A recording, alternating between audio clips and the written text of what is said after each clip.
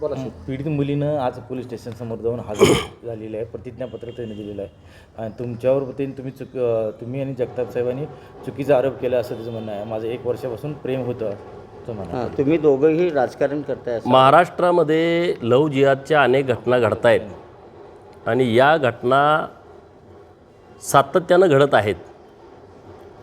ठरवून हिंदू मुलींना टार्गेट करणं आणि विशेषतः ज्या मुलींना वडील नाहीत आणि ज्या मुलींच्या नावावरती प्रॉपर्टी आहे अशा मुलींना जास्त टार्गेट केलं जातं आहे आणि त्यातलाच हा प्रकार आहे.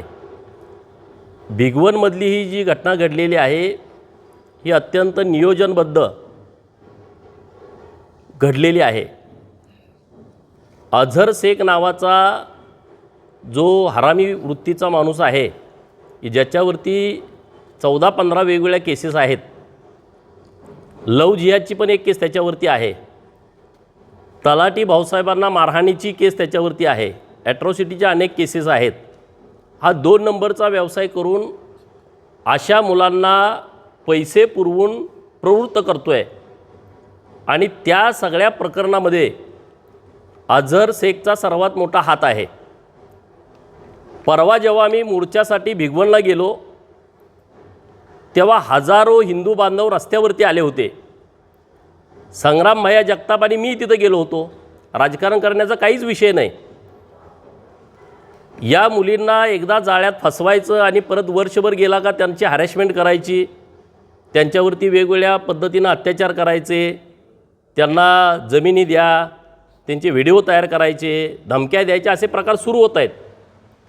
आता जो विषय समोर आला आहे त्यामध्ये मुलीचं स्टेटमेंट असं आहे की बाबांनो गोपीचंद पडळकर आणि जगताप हे जे बोलत आहेत ते खोटं आहे.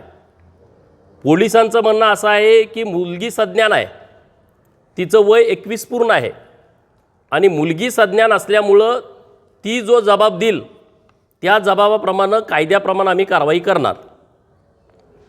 आता माझं या सगळ्या विषयावरती म्हणणं एकच आहे, कायदा काय म्हणतोय की 21 वर्ष मुलीची पूर्ण असल्यामुळं 18 वयापेक्षा जास्त तिचं वय आहे, त्यामुळं ती जे म्हणल ती सज्ञान असल्यामुळं तिला स्वातंत्र्य आहे. परवाच्या दिवशी जो व्हिडिओ याच मुलीनं पोलीस प्रशासनाला पाठवला, पोलीस अधिकाऱ्यांच्या व्हॉट्सअपला पाठवला, त्यांच्या वेगवेगळ्या पत्रकारांना त्यांनी पाठवला, मुलीच्या आईला पाठवला, मुलीच्या मामाला पाठवला. तो व्हिडिओ काय आहे मी तुम्हाला ऐकवतो.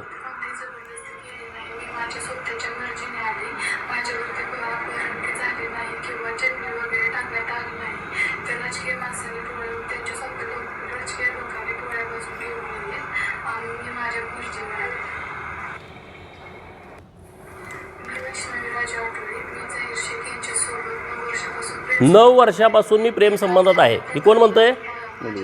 मुलीनं हा व्हिडिओ काय आम्ही तयार केला आहे का? नाही. ह्या मुलीनं परवाच्या दिवशी व्हिडिओ तयार केला आणि सर्व पोलीस अधिकाऱ्यांना पाठवला. आता माझं म्हणणं काय आहे, आम्ही हेच म्हणतोय ना, महाराष्ट्रात ओरडून सांगतोय की लव्ह जिहाद काय प्रकार आहे, तर हाच लव्ह जिहाद प्रकार आहे ना. आज ही मुलगी 21 वर्षाची आहे. म्हणजे आता तिचं आधार कार्ड माझ्याकडे आहे. आधार कार्डावरती जन्मतारीख किती आहे बघा, 16/3/2005. 16/3/2005 म्हणजे अजून 21 वर्ष तिला पूर्ण व्हायचे आहेत. आता मी तुमच्याशी बोलतोय, फेब्रुवारीत महिना आहे, अजून पुढच्या महिन्यामध्ये तिला 21 वर्ष पूर्ण होत आहेत. ती काय म्हणते, 9 वर्षापासून माझे आणि याचे संबंध आहेत.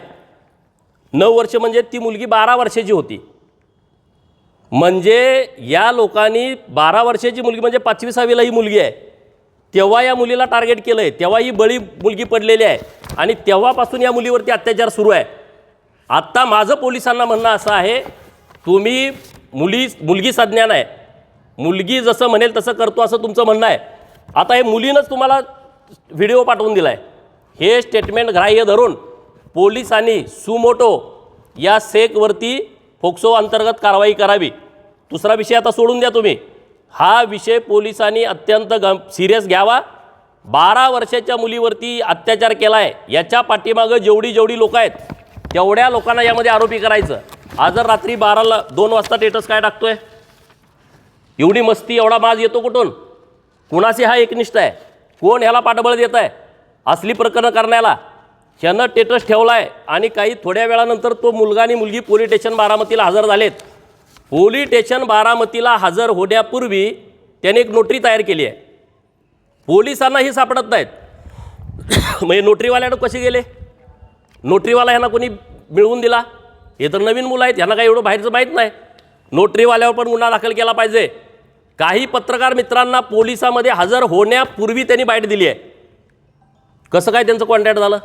पोलीस तर एवढे 8-8 टीम पोलिसांच्या प्रयत्न करत होत्या, सगळे CCTV फुटेज चेक केले जात होते आणि हे पत्रकारांना बाईट देत आहेत आणि मग पोलीस स्टेशन हजर होत आहेत. पत्रकार कसे काय आले? ह्या मुलांचं काय पत्रकारांशी कॉन्टॅक्ट आहे? ह्याच्या पाठीमागं कोण आहे याचा तात्काळ तपास पोलिसांनी करावा. पोलिसांनी आता दुसरी बाजू आम्हाला ऐकायचीच नाही. पोलिसांचं म्हणणं आहे ना, मुलगी सज्ञान आहे, 21 वर्ष वय तिचं पूर्ण झालं आहे, तर 21 वर्ष वय तिचं आहे आणि 21 वर्ष वय असतानाच तिनं व्हिडिओ दिला आहे की 9 वर्षापासून माझे याचे संबंध आहेत.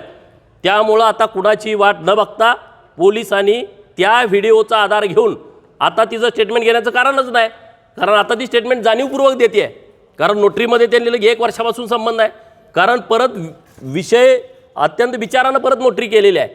जेव्हा तिनं व्हिडिओ तयार केला तेव्हा तिच्या मनात काहीच नव्हतं. तिच्यावर आमचा तर कोणाचा दबाव असण्याचं कारणच नाही. दबाव तर तिकडच असू शकतो.